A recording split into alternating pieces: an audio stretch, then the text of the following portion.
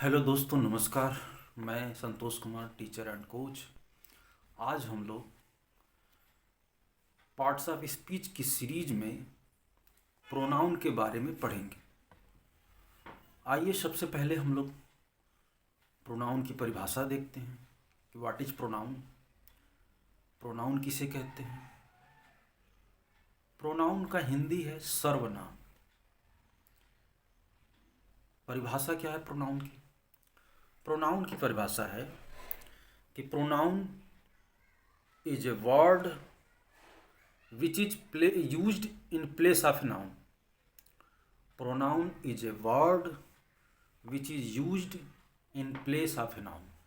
अर्थात प्रोनाउन वह शब्द है जो नाउन के स्थान पे प्रयोग किया जाता है।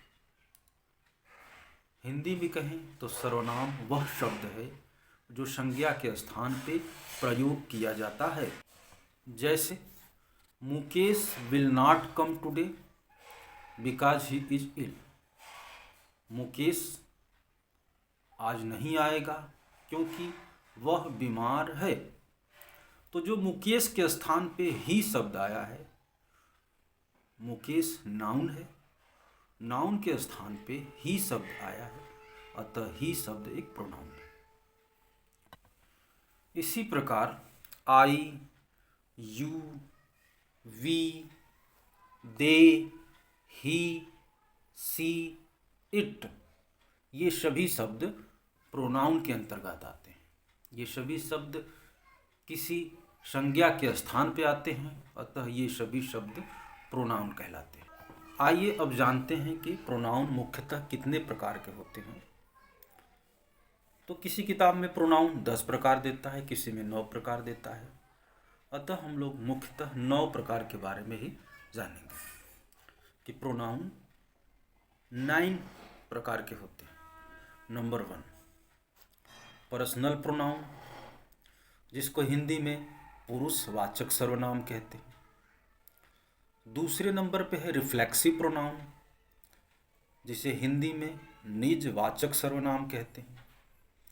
तीसरा प्रोनाउन है एम्फैटिक प्रोनाउन, जिसे दृढ़ता सूचक सर्वनाम कहते हैं। चौथा प्रोनाउन है रेसिप्रोकल प्रोनाउन, जिसे हम परस्पर वाचक सर्वनाम कहते हैं। पांचवा प्रोनाउन है डेमोन्स्ट्रेटिव प्रोनाउन, जिसे हम संकेतवाचक सर्वनाम कहते हैं। छठवां प्रोनाउन है इंट्रोगेटिव प्रोनाउन, जिसे हम प्रश्नवाचक सर्वनाम कहते हैं। और सातवां प्रोनाउन है इंडिफिनिट प्रोनाउन, जिसे हम अनिश्चयवाचक सर्वनाम कहते हैं। आठवां प्रोनाउन है डिस्ट्रीब्यूटिव प्रोनाउन, अर्थात विभाग सूचक सर्वनाम। और नौवां प्रोनाउन है रिलेटिव प्रोनाउन, जिसे हिंदी में कहते हैं संबंधवाचक सर्वनाम। अब हम लोग एक एक करके हर सर्वनाम के बारे में, उसकी परिभाषा, उसके उदाहरण को पढ़ेंगे। तो आइए सबसे पहले शुरू करते हैं। पहला प्रोनाउन पर्सनल प्रोनाउन या पुरुषवाचक सर्वनाम। तो सबसे पहले हम लोग पर्सनल प्रोनाउन की परिभाषा इंग्लिश में देखते हैं, उसके बाद हिंदी में देखेंगे। हर प्रोनाउन की परिभाषा हम लोग सबसे पहले इंग्लिश में देखेंगे, उसके बाद हिंदी में देखेंगे। तो पर्सनल प्रोनाउन की परिभाषा है कि pronoun which denotes the speaker, listener and the third person is called personal pronoun. Pronouns which denotes the speaker, listener and the third person is called personal pronoun. वह प्रोनाउन जो बोलने वाले, सुनने वाले या अन्य पुरुष का, व्यक्ति का बोध कराते हैं, उन्हें पुरुषवाचक सर्वनाम, पर्सनल प्रोनाउन या व्यक्तिवाचक सर्वनाम कहते हैं। जैसे आई एम ए स्टूडेंट, मैं विद्यार्थी हूँ। दूसरा, यू आर ए टीचर, तुम अध्यापक हो। तीसरा, वी प्लेड क्रिकेट, हमने क्रिकेट खेला। चौथा, they will go to Agra, वे आगरा जाएंगे। पांचवा, ही पास्ड द एग्जामिनेशन, वह परीक्षा में सफल हो गया। छठवां, see failed in the examination, वह परीक्षा में असफल हो गई। सातवां, इट ड्रैंक वाटर, उसने पानी पिया। तो इन सभी शब्दों में I, you, we, they, he, she, it, ये सभी शब्द किसी संज्ञा के स्थान पे आए हैं, किसी संज्ञा के बदले में आए हैं, इसलिए हम इन शब्दों को सर्वनाम कहते हैं। और दूसरा, ये कोई बोलने वाला है, कोई सुनने वाला है, कोई थर्ड पर्सन है, इसलिए हम इन शब्दों को पर्सनल प्रोनाउन कहते हैं। पर्सनल प्रोनाउन 3 प्रकार के होते हैं।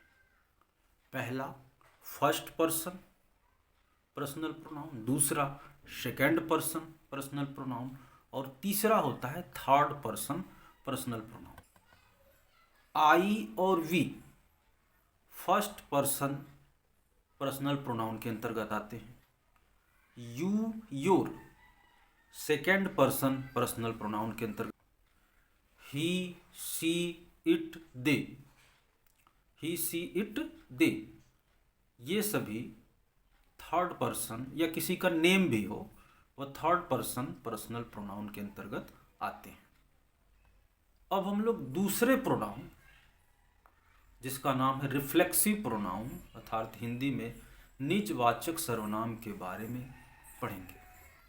तो आइए अब हम लोग रिफ्लेक्सिव प्रोनाउन की परिभाषा देखते हैं। Reflexive pronoun reflects again that the action done by the subject.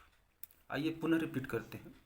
A reflexive pronoun reflects again that the action done by the subject, अर्थात जब कर्ता स्वयं के लिए कार्य करता है और सेल्फ का प्रयोग होता है तो हम उस प्रोनाउन को निजवाचक सर्वनाम कहते हैं।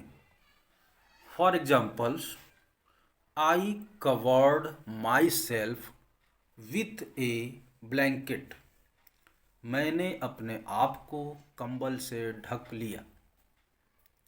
यहाँ पे जो माई सेल्फ है वह स्वयं के बारे में बात कर रहा है, सेल्फ भी जुड़ा हुआ है, तो यह रिफ्लेक्सिव प्रोनाउन है।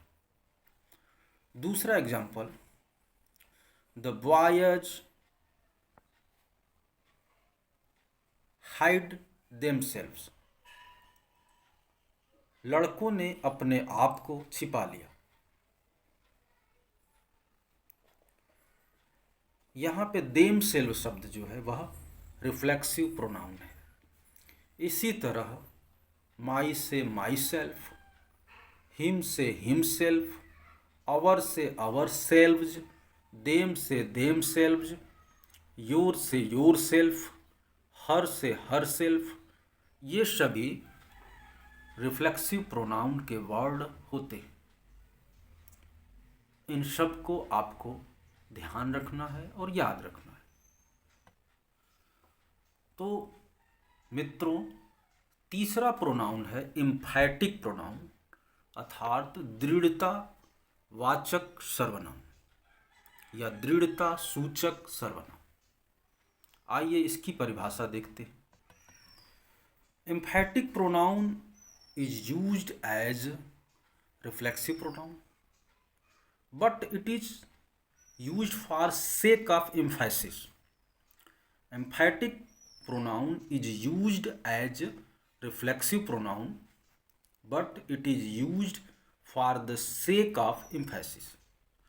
अर्थात कहने का तात्पर्य है कि एम्फैटिक प्रोनाउन रिफ्लेक्सिव प्रोनाउन की तरह ही होता है, लेकिन यह एम्फैसिस प्रकट करने के लिए अर्थात दृढ़ता प्रकट करने के लिए यूज किया जाता है। जैसे I will do it my self, मैं इसे स्वयं करूँगा। ही हिमसेल्फ सेड सो, उसने स्वयं ही ऐसा कहा था। सी हर सेल्फ सेज सो, वह स्वयं ही ऐसा कहती है। It was told so by the teacher himself,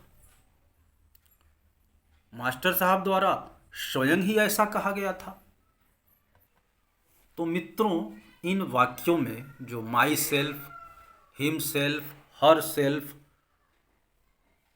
शब्द आए हैं, ये यूज तो रिफ्लेक्सिव प्रोनाउन की तरह ही हो रहे हैं, लेकिन ये दृढ़ता प्रकट कर रहे हैं। मैं इसे स्वयं करूँगा, मैं करूँगा, जो दृढ़ता प्रकट कर रहे हैं, वो स्वयं ही ऐसा कहती है, वो खुद ऐसा कहती है। इन शब्दों से जो दृढ़ता प्रकट हो रही है, उसके कारण यह एम्फैटिक प्रोनाउन में आते हैं। तो मित्रों, अब हम लोग चौथे प्रोनाउन रेसिप्रोकल प्रोनाउन के बारे में पढ़ेंगे, जिसका अर्थ होता है परस्पर वाचक सर्वनाम। रेसिप्रोकल प्रोनाउन अर्थात परस्पर वाचक सर्वनाम। आइए हम इसकी परिभाषा देखते हैं।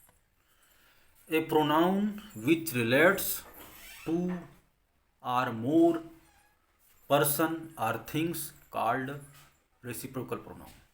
अर्थात फिर से हम अगेन रिपीट करते हैं। A pronoun which relates two or more person or thing called personal pronoun.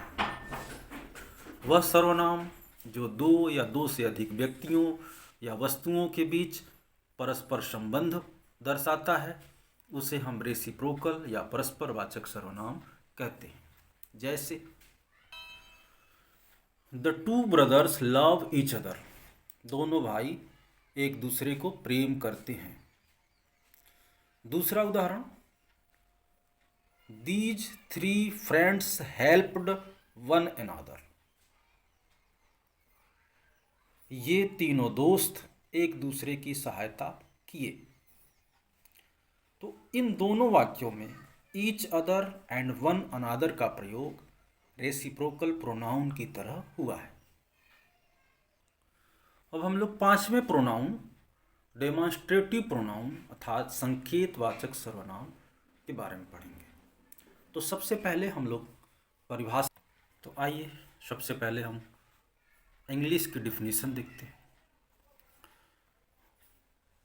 The pronoun which is used to point out the object or noun in sentence known as demonstrative pronoun। पुनः repeat करते हैं। The pronoun is used to point out the object or noun in the sentence known as demonstrative pronoun।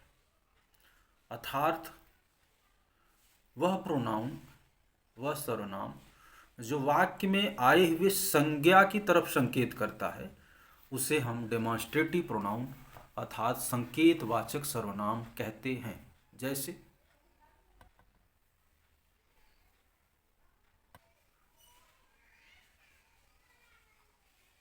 इस pronoun में this और that का प्रयोग नज़दीक की वस्तुओं की तरफ संकेत करने के लिए किया जाता है, और दीज और दोज का प्रयोग दूर की एक से अधिक वस्तुओं को संकेत करने के लिए किया जाता है। तो मित्रों, हम लोगों ने आज प्रोनाउन के डिफिनीशन, उसके एग्जाम्पल, उसके टाइप्स, और टाइप्स में भी 5 टाइप्स को आज हम लोगों ने कवर कर लिया है।